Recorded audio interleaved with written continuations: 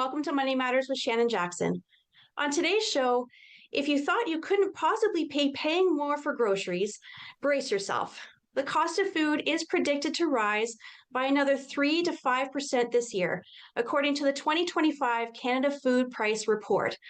The report shows some Canadian families will spend an average of about $800 more on food costs this year. And joining me to talk about the report in detail, we have Dr. Sylvain Charlebois, Professor and Director at Agri-Food Analytics Lab and the former Dean of the Faculty of Management. Sylvain, welcome to the show. Thank you for being here. Well, thank you for having me. Before we get into our main topic, can you share a little bit about the Agri-Food Analytics Lab and your role there? Well, so first of all, I lead a wonderful team of researchers. We basically get different projects looking at really a variety of issues affecting the entire food supply chains, looking at both ends of the food continuum. So we may look at issues affecting farming, processing, distribution. Right now, we're looking at food waste, how food waste is costing Canadians. We're also looking at genetic engineering, how it's actually impacting our food security and food affordability at the grocery store, for example. There's lots going on, and right now I'm actually hiring 2-3 people. So we're ramping up. We're basically building our machine for the next 3-4 months. So it's always exciting. Well, and that's really good news that you're sort of expanding the sort of where you're studying and all of that. So that's very interesting. And is this annual report, the food price report, is this sort of one of your larger projects that you work on? Oh, absolutely. So this is our flagship report. So the market reach for this report this year alone was over 700 million people. So it means really that most Canadians would have heard about Canada's food price report. So it's a massive report. I think our record year was 720 million. So this year was close to our record. We're pleased because the whole issue, I mean, our objective with Canada's food price report is to not only inform the public about what is about to happen over the next 12 months, but it's about influencing policy, engaging with MPs, with senators, with provinces.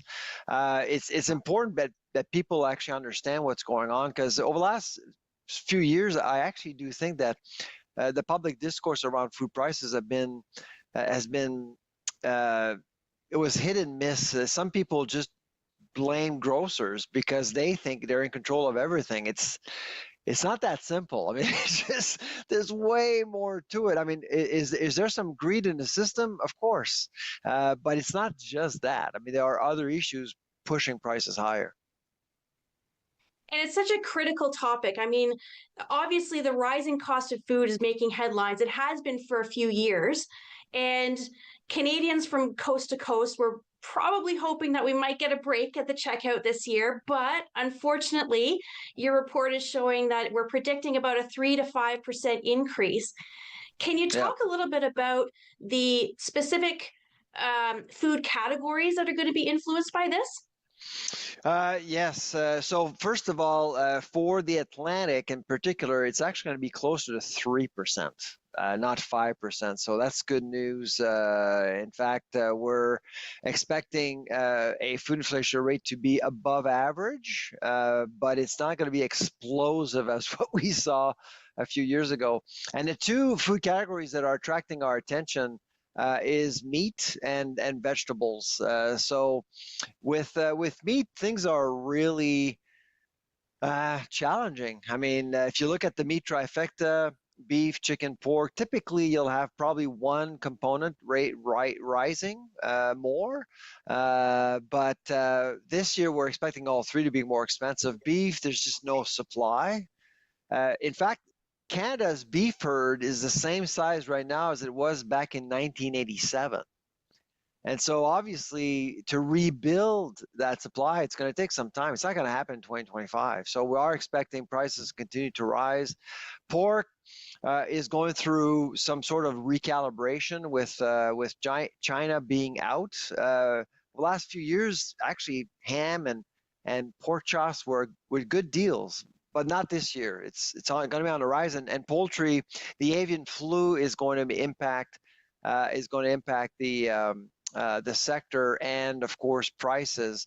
Now, for the Atlantic in particular, the avian flu is less likely going to be an impact because most of the time when we see an outbreak or massive outbreaks, we tend to see massive outbreaks in BC, Alberta, Ontario, and that's what's happening right now. And so, and boards are provincial. So in Newfoundland or Nova Scotia, so they'll see that their flock is not going to be impacted. We don't expect avian flu to actually impact severely flocks in the eastern side of the country. And I saw also on the report that it seems that fruit and seafood doesn't seem to have or may not have as high of an increase. Why is that? So in terms of the seafood, fish and seafood situation, we just think that this is a category that actually has a lot of potential. I mean, you're going to have a lot of orphans being created by meat prices. So people will go to the meat counter, go for chicken, pork, and all of a sudden they see that all three are more expensive. They're going to be looking around. So demand is going to be up, but there's an opportunity, I think, for grocers to re-engage with the public with fish and seafood. So we actually do think the demand is going to be up, but grocers will be conscious of the fact that it's a more frugal market out there. They actually are going to the seafood counter because of prices. So they don't want to lose those customers because of prices as well. So that's kind of the theory there. And for fruits, I mean, fruits is you may wonder why vegetables but not fruits being impacted. Well, fruits are not necessarily as important in our lives as vegetables, if you want, because vegetables are very much part of the meal, but fruits are necessarily part of snacks or desserts and things like that. So volume are much lower, and so we're not expecting fruits to be impacted by major factors, and a lot of it we actually produce ourselves in the country, so it won't be impacted by the Canadian dollar, which is exactly what's going to happen with vegetables, because we do import a lot of vegetables from abroad, especially right now. That was an excellent explanation, because when I looked at the report, those were my questions. So Yeah. I appreciate you going into depth about that. That was really Some helpful. of it is counterintuitive, but I'm glad that you stuck with me on that one. So with these anticipated increase, what does this mean sort of for the average cost of a Canadian family moving forward? Yeah, so in dollars, it means that for the average family, which spent a little less than $16,000 last year, it's an extra $801 essentially. If you are to look at I would say, ideal food basket, you're going to have to pay an extra $800 this year to buy the same ideal basket you bought back in 2024. So it's a lot of money. It's a lot of money. The good news is that interest rates are actually low now. They're lower, and we all know that that Canadian households are highly in debt. And so that's breathing room a lot of people desperately needed in order to show up at the grocery store with more money. And wages are actually going up. The increase in wages in 2024 outpaced inflation. A lot of people don't know that, but so in 2022, 2023, those 2 years were very, very difficult because salaries weren't following. But there was a bit of a catch up in 2024, which is helping households. So we do believe in 2025, people will show up at the grocery store with more money. That's really the critical point here. And this is your 15th annual report. And so over the last 15 years, how accurate has your team been in your predictions? Yeah, no, I get that question. Of course, after 15 years, people will have to wonder, can we believe you? Well, actually, so over the last 10 years, so we actually did look back over 10 years, not 15, 10 years. And because to be honest, the first report was not overly sophisticated. It was just an idea that myself and an economist in Guelph had, and he's now retired. And but now over the years, we have partners. We have Saskatchewan, we have Guelph, we have UBC. So we kind of look at how we do, and every year you'll see in the report we assess ourselves looking back. Mhm. And out of 10 years, out of the last 10 years, we were wrong once, and that was in 2017. And you know what happened in 2017? It was Donald Trump's first year during his first mandate. And at the time, we actually thought that his threats were actually real tariffs. But this year, we didn't actually incorporate Trump's threats into the model. So that was the only time we actually we were wrong with our predictions. And of course, there's a number of factors that influence what we pay at the checkout. And you mentioned this sort of briefly before. It's not just the grocers that have complete control over this. There is a huge number of things that influence these prices. Can you talk a little bit about those impacting factors? Yeah, absolutely. So we can start by labor disruptions, strikes. We can talk about labor. We can talk about so wages, of course, are really critical here, and the currency as well. Climate change is the big one. Climate change is always a factor every single year. It's unpredictable and it's disruptive. Right now, I would say that climate change is impacting a couple of ingredients: orange juice, cocoa, coffee, beef, and so those changes are absolutely real, and it's costing people more money. And possibly, like you just mentioned, I mean, change in political leadership, perhaps? Well, geopolitics are an issue, absolutely, and we saw that a few years ago with Ukraine. The invasion of Ukraine really impacted the entire world, including Canada. Now, of course, with tariffs and embargoes, it's always hard to predict exactly what the impact is. Like with Trump, for example, right now, we're looking at the agri-food sector. I mean, implications can be actually quite significant, but we don't know yet what's going to happen. But geopolitics are absolutely a factor. Yeah, there's a lot of variables, I think, that go into um, everything that comes into the grocery store. Supply, like you mentioned, That, labor. absolutely. So that's why I think it's important to recognize that there are always some uncertainties that are really, frankly, hard to measure. Absolutely. And of course, as our food costs increase, consumers are looking for ways to save. And as a result, we're seeing some concerning trends come to light in this upcoming year and in previous years. And we're going to talk about those after the break when Money Matters returns.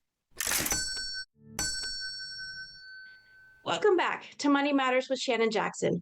My guest today is Dr. Sylvain Charlebois, professor and director at Agri-Food Analytics Lab and former dean of the Faculty of Management. And we're talking about the Canada Food Price Report for 2025. And the survey certainly is not the news I know that many consumers were hoping for.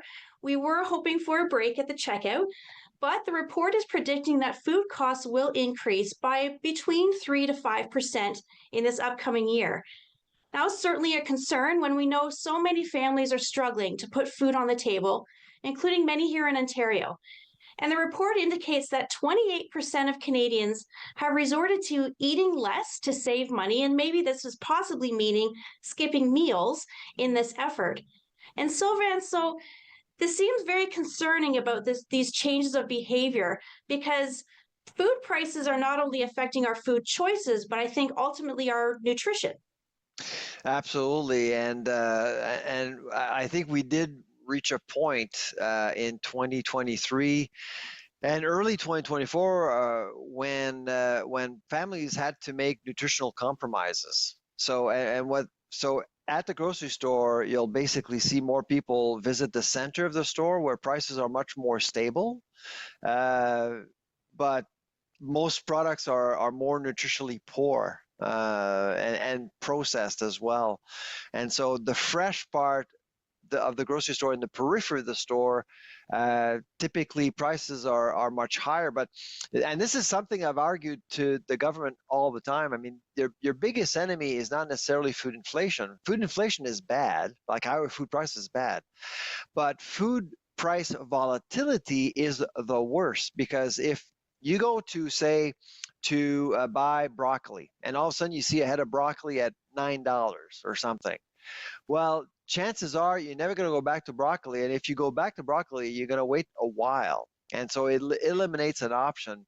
When people are spooked with higher prices, they don't go back to that category. And often these categories are desirable nutritionally. And so that's why it's important to find mechanisms to stabilize prices over time in Canada. So food inflation is not the enemy. High food inflation is, but you need food inflation. Prices need to rise. Salaries go up, the cost of your furniture goes up, everything goes up. That's natural. Things aren't the same as it was in 1970. That's the magic of economies, of market economies. But at the same time, you can't really hurt consumers with volatile prices, and that, I think that's really been the problem for Canadians, and frankly, problems are up the food chain that are hard to read. So if you can stabilize prices, it helps consumers. Well, and of course, with the rising costs, obviously another concern is the rise in food insecurity. And it's like Yep. you mentioned, I think we've reached sort of a crisis in our country, including here in Ontario. According to Food Banks Canada, nearly a quarter of Canadians live in food insecure households. And these numbers are staggering. 19% of people are living in food insecure households. This is here in Ontario, Yep. and that's close to 3 million people just in Ontario. 1 in 4 Ontario children live in a food insecure household. Households that receive social assistance, about 67% are food insecure. And this one is what really hit me. 48% of food insecure households in Ontario have employment income. So these are Yep. not the stereotypes that you would I expect. know. Can you talk a little bit about this increase in food insecurity? Yes, actually, every year we do our top 10 food stories of the year, and our number one story this year was absolutely the record number of food bank visits. I mean, it was just heartbreaking to see all these numbers, and I think we saw 3 or 4 reports this year coming from different provinces, and at the federal level with Food Banks Canada, we saw really devastating numbers, and of course the most important thing, and you just mentioned it, is the rise of the working poor.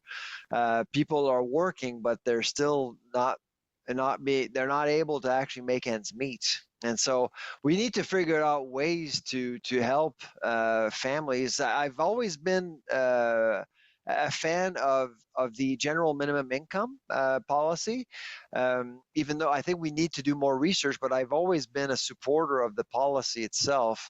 But also I think we need to figure out other ways to provide nourishment to families, like, for example, nutritional coupons, like BC is doing, for example, so you can redeem certificates at a farmer's market, not necessarily not going to a food bank, or where you get a box, and because the stigma is really something we need to deal with, and so when you go up at a counter at a farmer's market with a certificate, that vendor has no idea where this certificate is coming from, and so you can actually, salvage a home when it comes to food security, but you can also service them and help them with dignity, and that's really, I think, the most important thing right now.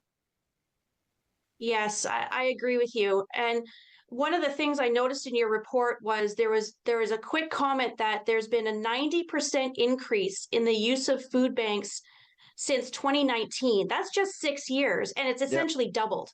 Yep. Um, that is that's a huge increase. And I like that you're talking about how to um, renew the dignity. Like you say, there is this stigma, Oh and yeah. I think if we can, and if I can encourage our viewers, even if you have the capacity to contribute to your local food bank, in any way, I think that would be a real benefit. No, absolutely. I mean, my family and I, we contribute to food banks all the time across the country. It's important. I know a lot of people because every time I post on X about food banks and the need to support them, there's always the few people saying, well, it's immigrants that are actually taking advantage of the system. They're not filtering people properly. All of that is nonsense. Okay, food banks are human beings serving human beings. At the end of the day, it doesn't matter. These people are in Canada and they need our help. Okay, so it's not necessarily their fault that they're in that situation. So we need to service them or support them as much as possible. I've always believed that food banks are a miracle of the human spirit. Really, it's a network, a community there to support people in need. And right now, and this is so the most heartbreaking line I saw this year was the fact that a lot of donors, former donors of food banks, go to food banks now.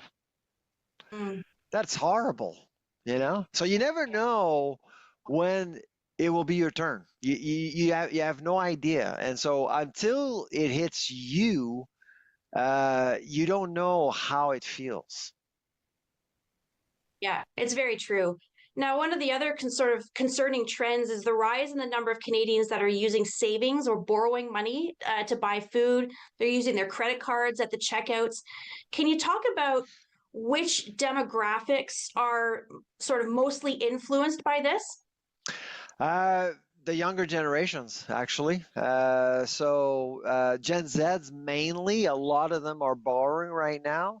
Uh, of course, they don't have as many responsibilities financially, but still, it's an indicator that we're setting up the next generation to financially be challenged, not fail, but be challenged. But I have to say, Shannon, I do feel for millennials because you see, millennials are the first generations in a long time to really suffer a macroeconomic event later in life. I'm an X. I don't know what category you're in, but I'm an X, and I went. I mean, when actually I left university, the unemployment rate was 15%. Interest rate were 15, 16%. Same for boomers.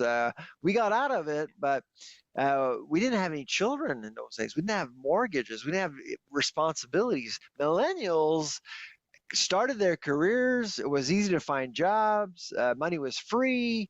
But all of a sudden, they're faced with the reality that, well, borrowing money costs money. And I don't think they were ready for it. So, and that's the largest group we have in Canada. Over 17 million people are millennials in Canada. So, though that's the one group that has been impacted the most, and they're borrowing a lot of money to actually feed themselves. Yeah, and that's obviously concerning, and I see that myself in my own practice when I meet with people. I'm seeing more and more young people come in and see me because they have unmanageable debt, They and so weren't prepared. I It happened so and that's it. fast. Yeah, Yeah. exactly right. Now, one of the other things, of course, we're all trying to pay more attention to our food costs, which is effectively changing our behavior in the grocery store. Can you sort of give us a little bit of insight how we have changed our shopping habits?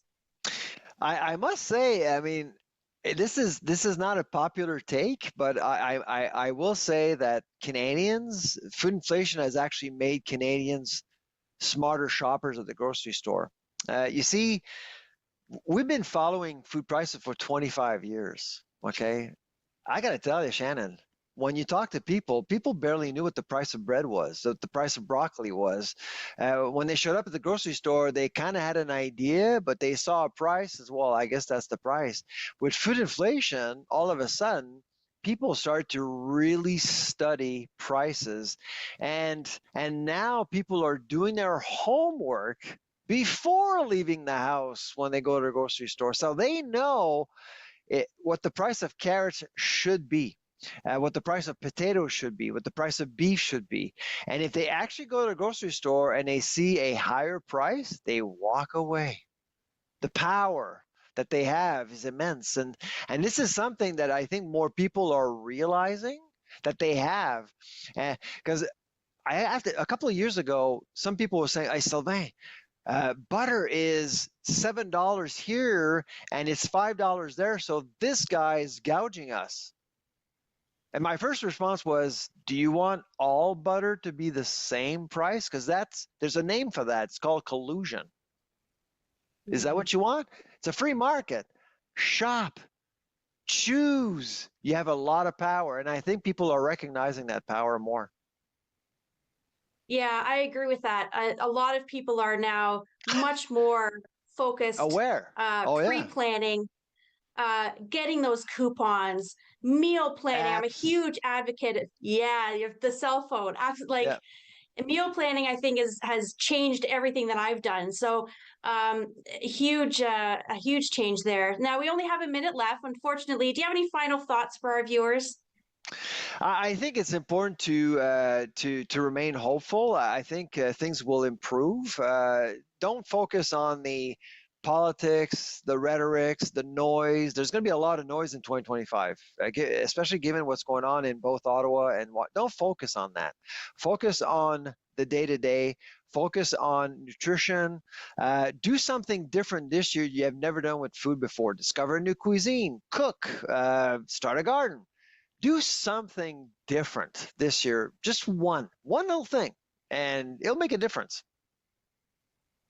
Well, Sylvain, thank you so much for being here today. Thank you for sharing your expertise and your advice for our viewers. And I also want to thank you, our viewers, for watching. Until next time, I'm Shannon Jackson.